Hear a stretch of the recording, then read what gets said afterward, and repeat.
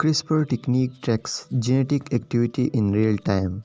A new method scans genes expressions in live cells and could help scientists study autism's genes. The technique called live cell fluorescent in situ hybridization live fish make it possible to visualize DNA and RNA during gene expression and expression in real time across many cell types.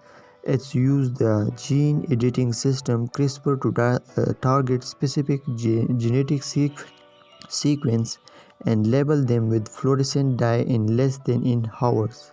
It's work like a real-time PCR using a version of CRISPR with a different enzyme than is used for gene editing.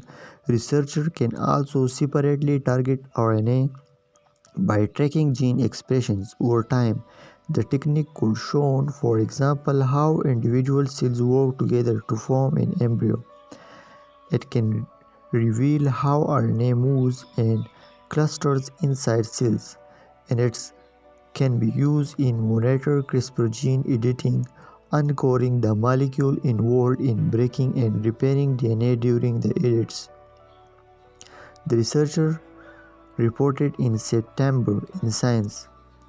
Because the method sheds light on CRISPR inner workings, it could ultimately yield way to improve their technology efficient and limited its side effects, such as off-target mutations and DNA swaps between chromosomes. These genetic rearrangement can happen when CRISPR edits multiple genes at once, as is the goal with some gene therapies. Live fish can be used to probe the genome 3D structure in different cells. In this way, it might spot cancer cells in which the genome takes on different 3D configuration. If you want to read it, I will give the link of this article in the description below.